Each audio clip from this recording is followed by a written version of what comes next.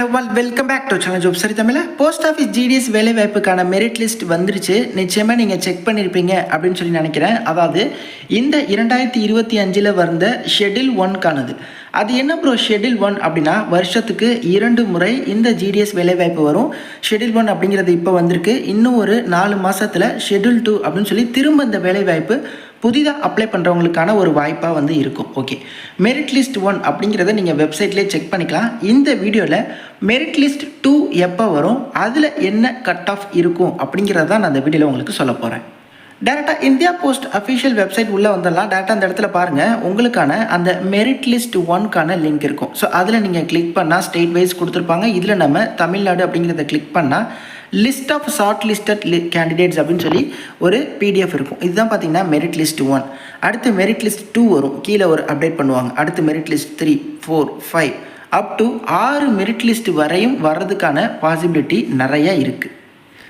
இந்த லிஸ்ட் 1, அதாவது இதை தான் பார்த்தீங்கன்னா மெரிட் லிஸ்ட் 1 அப்படின்னு சொல்லுவாங்க. ஓகே, ஸோ இதில் யாரோட ரிஜிஸ்ட்ரேஷன் நம்பர்லாம் இருக்கோ, யாரெல்லாம் செலக்ட் ஆகியிருக்கீங்களோ, நீங்கள் என்ன பண்ணணும் அப்படின்னா, வர 7/4/2025 இந்த தேதிக்குள்ளே டாக்குமெண்ட்ஸ் எல்லாத்தையுமே வெரிஃபை பண்ணணும் அப்படின்னு சொல்லியிருக்காங்க. ஏன்னா இப்போ நம்ம ஆன்லைனில் தான் அப்ளை பண்ணியிருக்கோம். நம்மளோட ஒரிஜினல் டாக்குமெண்ட்ஸ் இது எல்லாத்தையுமே கொடுத்து நம்ம வெரிஃபை பண்ணணும். ஓகே, ஸோ வெரிஃபை பண்ணுறோம். நிறைய பேர் டாக்குமெண்ட் வெரிஃபிகேஷனில் ரிஜெக்ட் ஆவாங்க. மேபி மார்க் தப்பாக போட்டுருந்துருக்கலாம், ஏதாவது மேஜர் மிஸ்டேக் பண்ணியிருந்தால் அவங்க ரிஜெக்ட் ஆவாங்க. இன்னும் நிறைய பேர் மொத்தமாக இதில் எவ்வளோ, கிட்டத்தட்ட 2300 வேக்கன்சியா. இந்த 2300 வேக்கன்சியில் கிட்டத்தட்ட ஒரு 200-300 பேர் டாக்குமெண்ட் வெரிஃபிகேஷனுக்கே போக மாட்டாங்க. சும்மா அப்ளை பண்ணி விடுவாங்க, ஆனால் போக மாட்டாங்க.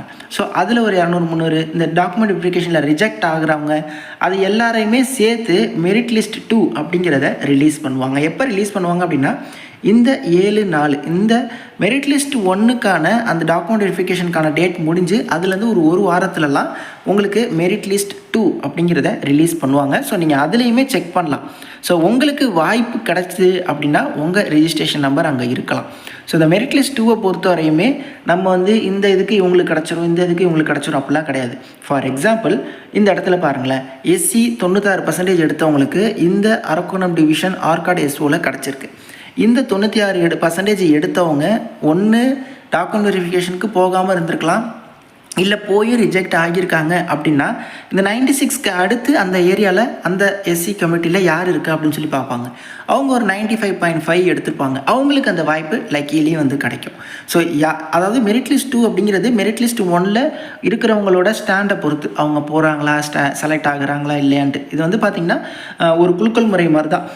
யாருக்கு லக்கு இருக்கோ அவங்களுக்கு இந்த வேலை வாய்ப்பு, அவ்வளோதான். நம்ம மெரிட் லிஸ்ட் 1லே இந்த பர்சன்டேஜுக்கு இவ்வளோ மார்க்கில் கிடச்சிரும் அப்படிலாம் நம்ம இந்த கம்யூனிட்டிக்கு அப்படிலாம் சொல்லவே முடியாது. மெரிட் லிஸ்ட் 2ல் மட்டும் சொல்லிட முடியுமா? வாய்ப்பே இல்லை. உங்கள் லக்கு. ஜஸ்ட் நீங்கள் எல்லா மெரிட் லிஸ்ட்லேயுமே உங்கள் ரிஜிஸ்ட்ரேஷன் நம்பரை போட்டு செக் பண்ணி பார்க்கலாம். கிடச்சிச்சு அப்படின்னா லக்கு, இல்லைனா அடுத்த முறை தான். ஆனால் கடந்த முறை மெரிட் லிஸ்ட் 1 கம்பேர் பண்ணுறப்போ இந்த முறை ஓரளவு கம்மியான மார்க்கு கூட வேலை கிடச்சிருக்கு. 96.8, அப்புறம் பாருங்கள் 92 EWS. ஏன்னா கடந்த முறை எல்லாமே அதிக பர்சன்டேஜாக இருந்தது. இதெல்லாம் என்ன சொல்ல வரேன் அப்படின்னா, மெரிட் லிஸ்ட் 1லேயே இவ்வளோ கம்மியான பர்சன்டேஜ்க்கெலாம் கிடச்சிருக்கு அப்படின்னா, அடுத்தடுத்த மெரிட் லிஸ்ட்டில் இன்னும் பர்சன்டேஜ் கம்மியாக நிறைய பாசிபிலிட்டி இருக்குது அப்படிங்கிறத சொல்கிறேன். ஓகே, எந்த அளவுக்கு கம்மியாகதோ அந்த அளவுக்கு நல்லது தான். நிறைய பசங்க போகட்டும்.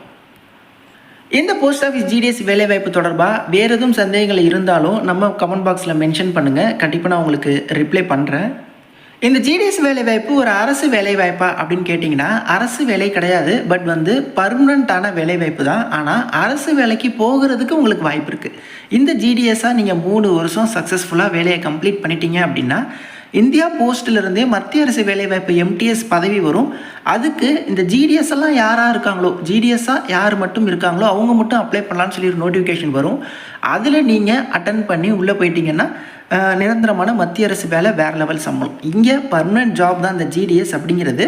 ஆனால் சம்பளம் கம்மி. வேலை ஃபீல்டில் இறங்கி ஒர்க் பண்ணுற மாதிரி, லெட்டர்ஸ் டெலிவர் பண்ணுறது, இது போன்ற வேலைவாய்ப்பு அப்படிங்கிறது இருக்கும். அதாவது ஒரு என்ட்ரி அப்படிங்கிறதுக்கு இந்த வேலைவாய்ப்பு நல்ல வேலைவாய்ப்பு தான். அதில் எந்த ஒரு மாற்று கருத்தும் கிடையாது. என்ன, ஆரம்பத்தில் கொஞ்சம் கஷ்டமாக இருக்கும். நம்மளோட செல்ஃப் தான், அதாவது உள்ளே போயிட்டு அந்த எக்ஸாமுக்கான ப்ரிப்ரேஷனை ஆரம்பத்திலே ஸ்டார்ட் பண்ணி அதுக்கு எப்படி போகணும், அந்த வழிகள் எல்லாத்தையுமே நம்ம தெரிஞ்சுக்கிட்டால் இது ஒரு நல்ல வேலைவாய்ப்பு தான். நிறைய பேருக்கு இந்த ஷேர் பண்ணுங்கள். எந்த டவுட்ஸாலும் கமெண்ட்ஸில் இன்ஸ்டாலையும் கனெக்ட் பண்ணுங்கள். தேங்க்ஸ் ஃபார் வாட்சிங். Take care and bye. Tata.